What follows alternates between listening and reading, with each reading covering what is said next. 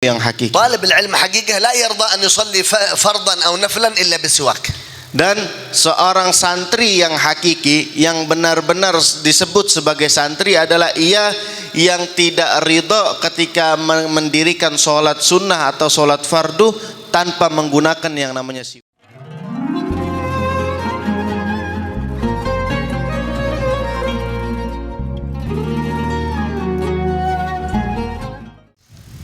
Assalamualaikum warahmatullahi ta'ala wabarakatuh. الحمد لله على اجتماعنا في هذا المعهد المبارك مع هؤلاء العلماء الأكابر المباركين. Beliau Syekh Saleh bin Muhammad Al-Faqir Al-Umari, beliau memulai tausiah beliau dengan memuji kepada Allah Subhanahu wa taala. Segala puji bagi Allah Subhanahu wa taala yang telah mengumpulkan kita di pondok yang mulia ini dan duduk bersama orang-orang yang mulia dan orang-orang yang memiliki keberkahan di sisi Allah Subhanahu wa taala. تفهمون؟ الحمد لله. ونصلي ونسلم على سيدنا محمد الأمين وعلى آله وصحبه أجمعين. Kemudian beliau mengucapkan salawat berserta salam kepada baginda Nabi besar Muhammad sallallahu alaihi wasallam dan beserta para sahabat-sahabatnya. Alhamdulillah alladzi ja'alana wa iyyakum min tullabil ilm. Dan segala puji bagi Allah Subhanahu wa taala yang telah menjadikan kita sebagai golongan kelompok orang-orang yang menuntut ilmu. Fa inna talibal ilm mahbub 'inda Allah jalla jalaluhu. Karena kenapa? Penuntut ilmu, santri merupakan golongan-golongan yang dicintai oleh Allah Subhanahu wa taala. Walakin talib al-ilm qismain, imma talib al-ilm haqiqah atau talib al-ilm surah zahirah faqat. Akan tetapi yakni yang namanya penuntut ilmu, yang namanya santri, kata beliau itu terbagi menjadi dua. Ada golongan yang pertama yakni yang benar-benar santri, dan golongan yang kedua yang santri sekedar zahirnya saja, sekedar surahnya saja. الثاني القسم الثاني الأول والثاني. فطالب العلم الحقيقي الذي ظاهره وباطنه عند الله سواء. Kemudian kelompok yang pertama yakni santri yang hakiki, santri yang benar-benar santri adalah mereka yang keadaan hati dan zahirnya, hati dan sikapnya itu kepada Allah Subhanahu wa taala berjalan beriringan, berjalan bersamaan. Itu santri yang yang hakiki. ولطالب العلم حقيقة أوصاف وشروط. إذا وجدت هذه الأوصاف الصفات والشروط فهو طالب العلم حقيقة عند الله. Dan yakni yang dinamakan talabul ilm, santri yang hakiki itu memiliki sifat tersendiri, yang dimana andaikan sifat-sifat tersebut terdapat di dalam diri seseorang, maka dapat dipastikan itu orang termasuk orang-orang yang yakni tergolong sebagai orang-orang santri yang hakiki.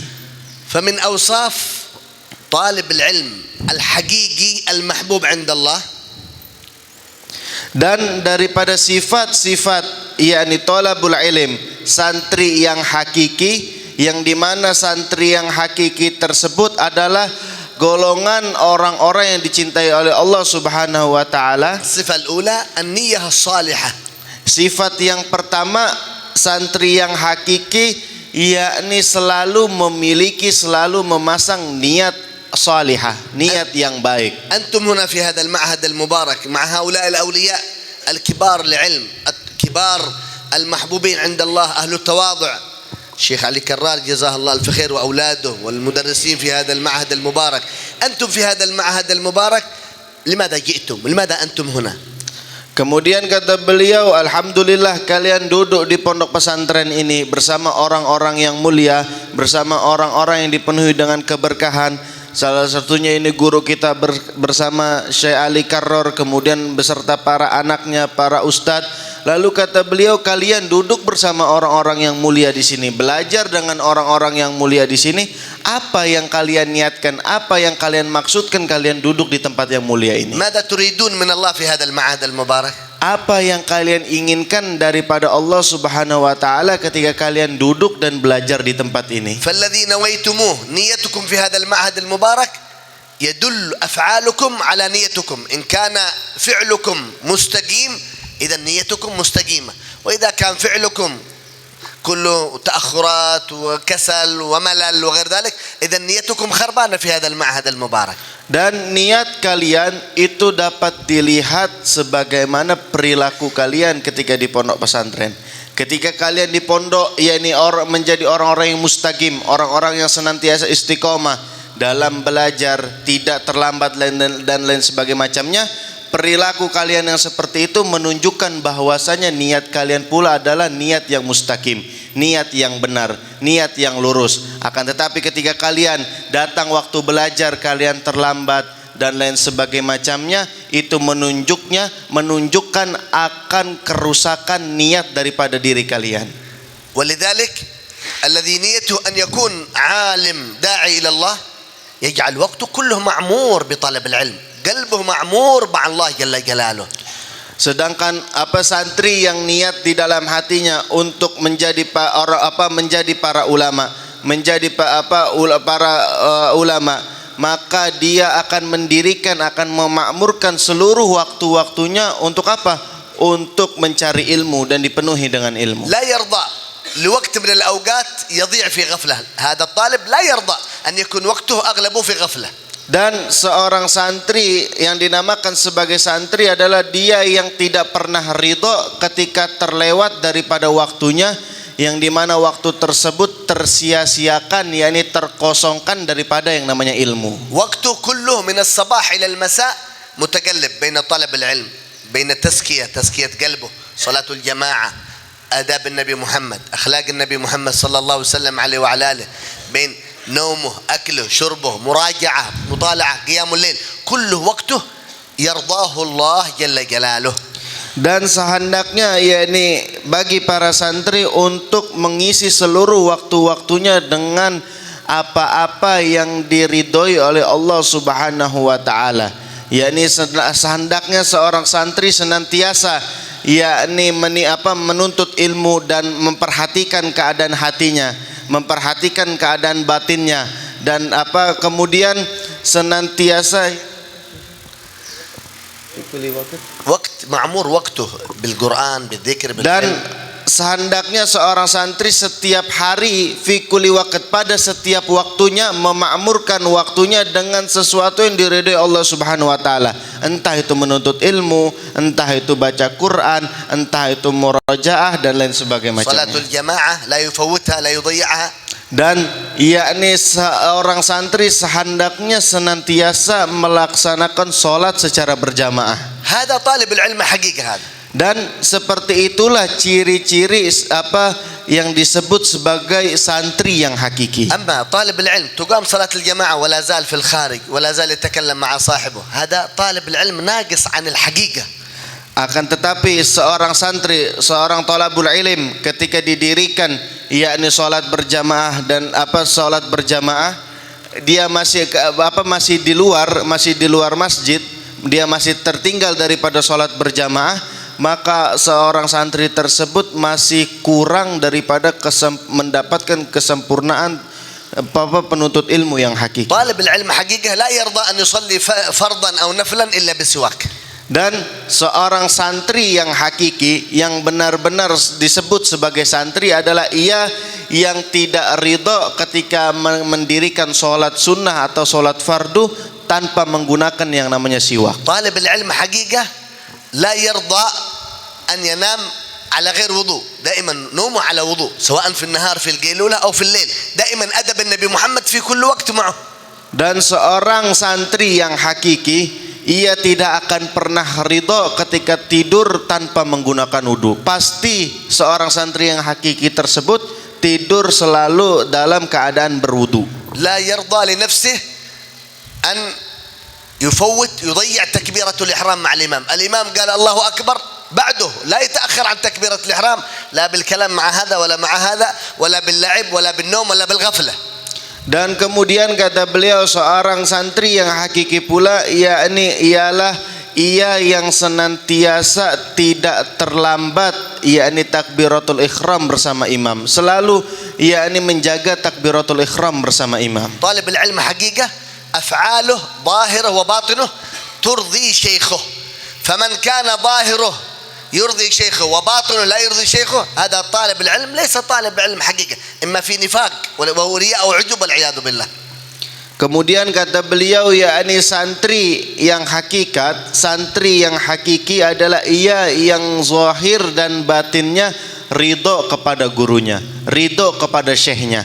Adapun seorang santri yang zahirnya yakni patuh kepada gurunya, ridho kepada gurunya, akan tetapi di dalam hatinya terdapat keangkuhan, terdapat keingkaran terhadap syekhnya, maka orang tersebut tidak pantas disebut sebagai santri yang hakiki. Bahkan orang tersebut memiliki sifat kemunafikan di dalam hatinya. أما الطالب الذي إذا شيخه موجود، أستاذه موجود، المشرف موجود، المدبر موجود، استقامة ما شاء الله، صلاة الجماعة، المراجعة، الأدب والخشوع، لكن الشيخ غير موجود، المدرس غير موجود، يلعب هنا، يتكلم هنا، يضحك، يرفع صوته، يعني كأن لا روح موجود في هذا المصلى في هذا المعهد المبارك. Kata beliau, kemudian andaikan ada santri yang ketika ustadznya ada, gurunya ada, dia istiqomah menjalankan apa yang di pesantren, sholat jamaah dan lain sebagainya macamnya, belajar dan sebagainya macamnya, akan tetapi ketika gurunya enggak ada, ustadznya enggak ada, syekhnya enggak ada, langsung suaranya mengangkat suaranya dan lain sebagainya macamnya, seakan-akan di dalam pondok ini, di dalam masjid ini tidak ada ruh gurunya yang memperhatikannya. Waktu مضيع. لماذا؟ لأنه الشيخ غير موجود. Kenapa itu semua terjadi? Karena ia sebabkan yang ia pikirkan bahwasannya gurunya tidak ada di sekelilingnya. أما طالب العلم حقيقة شيخ موجود، الشيخ غير موجود، استقامة لأن قلبه مع شيخه. Akan tetapi santri yang hakikat, santri yang hakiki, mau ada guru, mau enggak ada guru, tetap keadaannya sama, tetap keistiqomahannya sama. Karena kenapa? Karena santri yang hakiki selalu merasa bahwasanya hatinya selalu ikut bersama gurunya, hatinya selalu ikut bersama syekhnya. طالب العلم حقيقة الترتيب الذي وضعه الشيخ له لا يضيعه، لا يلعب به، لا يجعله ملخبط. هذا طالب العلم حقيقة. أما طالب العلم صورة ظاهر فقط، يكون قلبه ثقيل، لماذا هذا قيام الليل، لماذا هكذا، لماذا هكذا، هذا طالب يلعب، ما جاء لطلب العلم حقيقة. Kemudian kata beliau, talabul ilm, santri yang hakiki adalah ia yang ketika melihat peraturan, ketetapan-ketetapan yang ditetapkan oleh gurunya, oleh ustadznya, oleh syekhnya, ia bergembira akan ketetapan tersebut. Akan tetapi santri yang datang ke pondok pesantren hanya untuk bermain, niatnya tidak benar dan lain sebagainya macamnya, ketika melihat ketetapan yang ditetapkan oleh para guru seperti qiyamul lail, bangun malam dan lain sebagainya macamnya, muncul yakni sifat, kenapa ada peraturan seperti ini, kenapa harus ada qiyamul lail dan lain sebagainya macamnya. ولذلك اكتبوا قاعدة مهمة جدا. Kata beliau, oleh karena itu tulislah kaidah yang penting ini. من أراد الفتوح، siapa orang yang menginginkan futuh, فعليه بالأدب ظاهرا وباطنا مع الشيوخ. maka wajib bagi orang tersebut untuk beradab secara zahir dan secara batin kepada para guru. ليس الأدب المقصود تقبيل اليد ولا طأطأة الرأس أو الانحناء، هذا نعم هذا ظاهر، لكن حقيقة الأدب داخل القلب. ترتيب الشيخ مرحبا، لا أتأخر عن ترتيب شيخي، لا أتأخر عن حلقة، لا أتأخر عن مجلس، لا أتأخر عن تكبيرة الإحرام، هذا حقيقة الأدب. Kata beliau, adab bukan hanya yakni ketika ada syekh kita cium tangan, kita menundukkan kepala. Naam, itu adab secara zahir.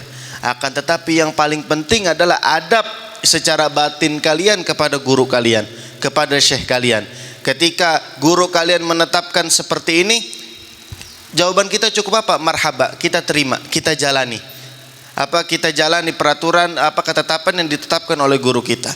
حقيقة الأدب مع الشيخ كما ذكر سيدي أبوي الحبيب محمد بن علوي المالكي عليه رحمة الله، حقيقة الأدب مع الشيخ أن يكون شيخك معك في كل مكان. في الغرفة شيخي موجود، روحه، ذاته، فكره، علمه، اطلاعه، في المصلى، في هنا كل وقت شيخي معي في أي مكان.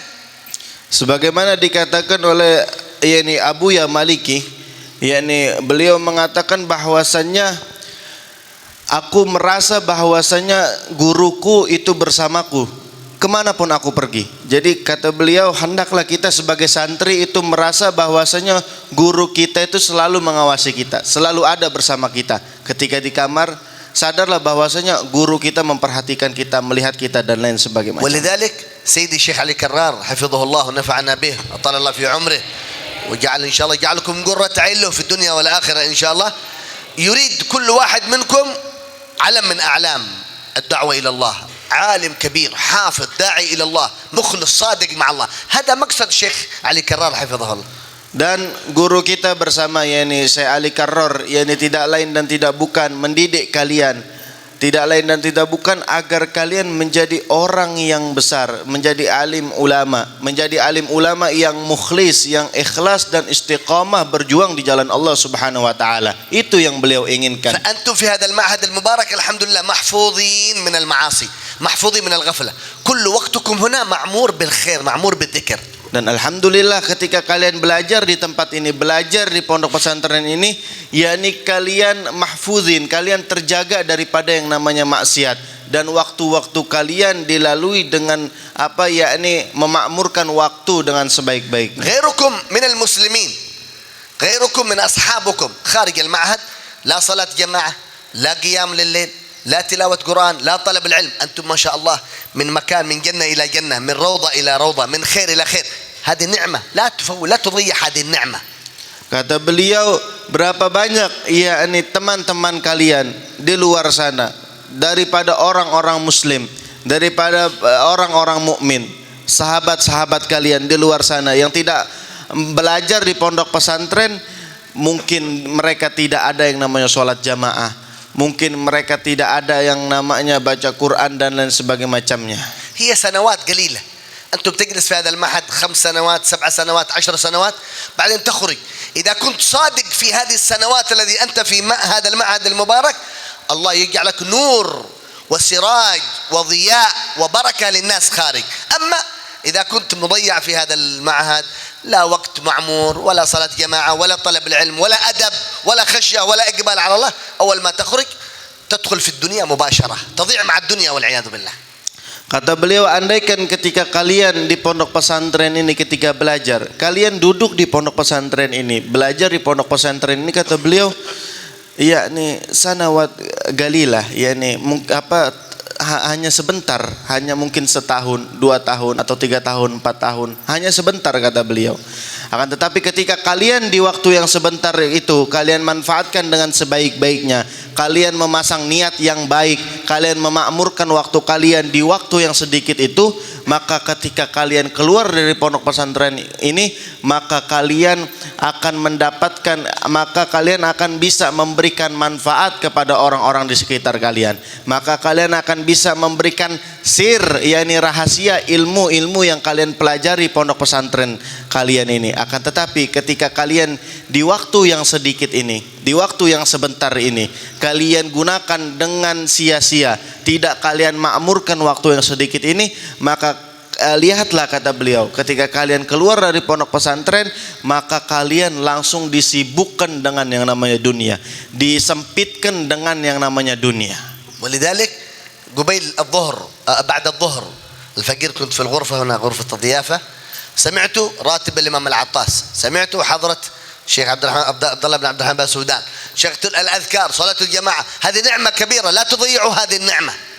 Kata beliau, ketika ba'da zuhur beliau mendengar santri ada yang membaca hadroba saudan dan lain sebagainya macamnya. Kata beliau, ini merupakan kemudian ada yang membaca kemudian membaca rotib al-attas. Kata beliau, ini merupakan nikmat yang sangat besar, ini merupakan nikmat yang sangat agung. Jangan sampai kalian sia-siakan nikmat yang Allah berikan kepada kalian. فإذا كنت في نعمة فرعها فإن المعاصي تزيل النعم وداوم عليها بشكر الإله فإن الإله سريع النقم.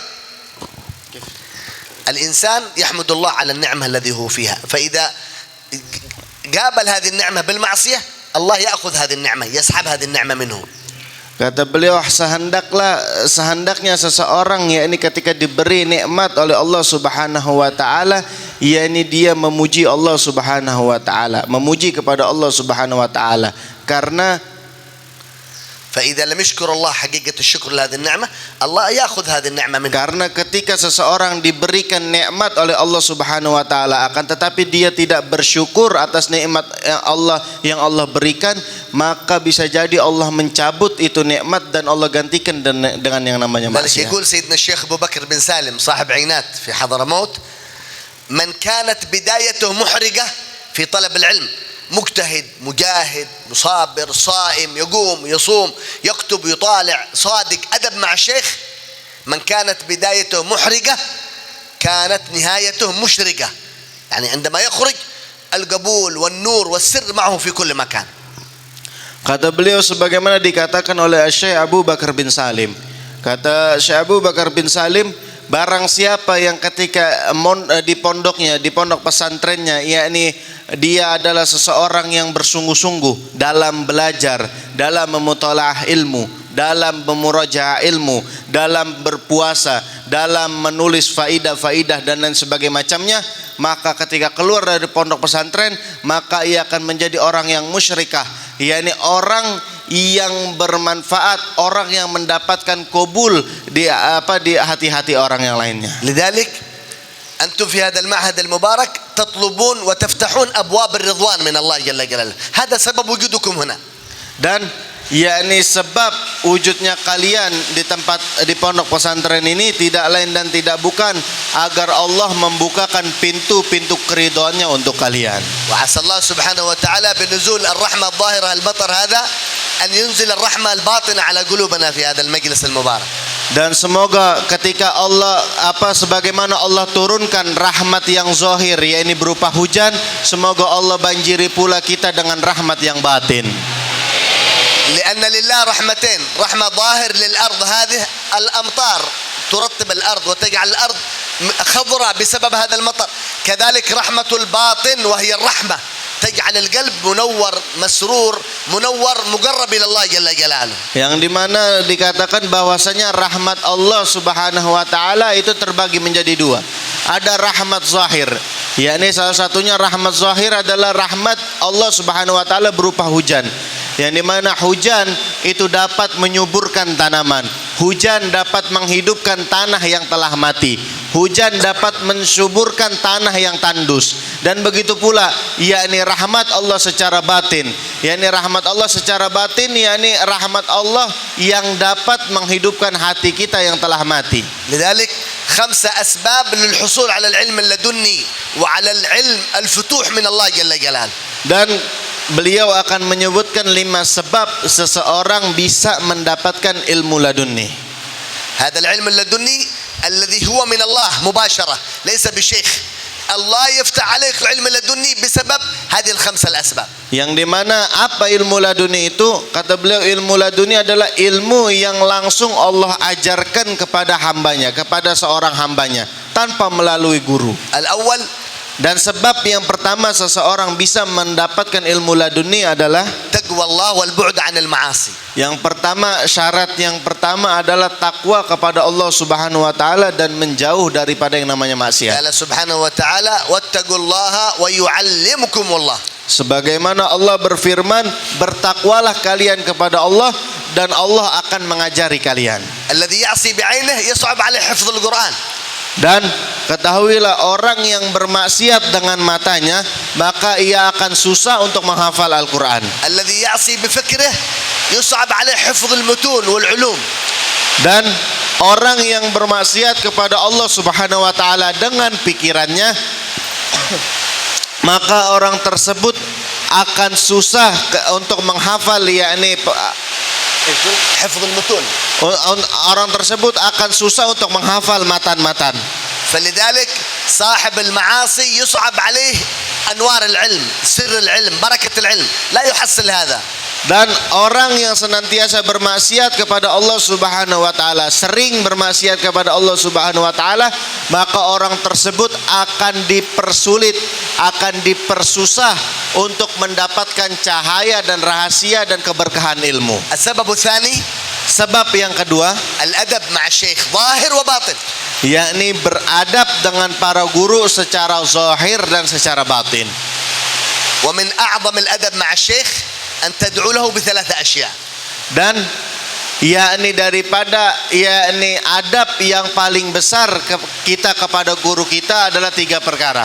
الأول Yang pertama, أن الله يطيل عمره في عافية وصحة وسلام.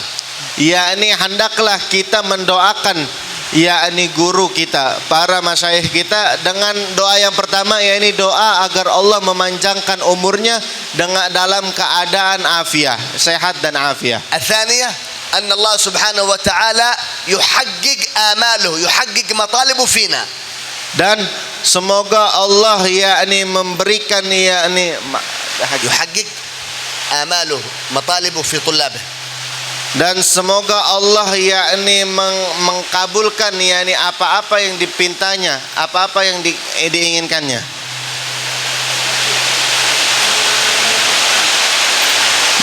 yakni semoga Allah menetapkan apa-apa yang dimintanya, yang diinginkan oleh guru-guru kita. والثالث أن الله سبحانه وتعالى يجعله مفتاح لنا إلى النبي محمد صلى الله عليه وسلم عليه وعلى آله. Dan kita doakan semoga guru kita menjadi orang yang menjadi kunci agar kita bisa sampai kepada Allah Subhanahu wa taala. لأن حقيقة الشيخ هو الباب إلى الوصول إلى النبي محمد صلى الله عليه وسلم. Karena pada hakikatnya seorang guru merupakan pintu untuk seseorang dapat sampai kepada Allah Subhanahu wa taala. لا يستطيع، مستحيل أن الإنسان يصل إلى النبي محمد من غير شيخ.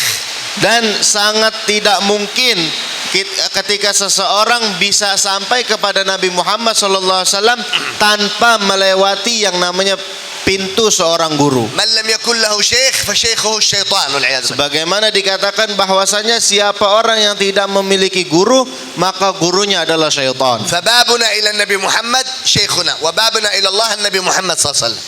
Dan ketahuilah bahwasanya pintu kita untuk sampai kepada Nabi Muhammad SAW adalah guru kita. Dan Nabi Muhammad merupakan pintu untuk kita bisa sampai kepada Allah Subhanahu wa taala. هؤلاء الثلاثة لا تستطيع تفصل بينهم. الله، رسول الله، شيخ. Yang dimana 3 perkara tersebut, yakni Allah, Rasulullah dan para guru, 3 hal tersebut adalah 3 hal yang tidak dapat dipisahkan. إذن السبب الثاني للحصول على العلم اللدني الأدب ظاهرا وباطنا مع شيخ. Oleh karena itu kesimpulannya yakni adab yang kedua agar kita bisa sebab yang kedua agar kita bisa mendapatkan ilmu laduni adalah beradab dengan para guru secara zahir dan secara batin.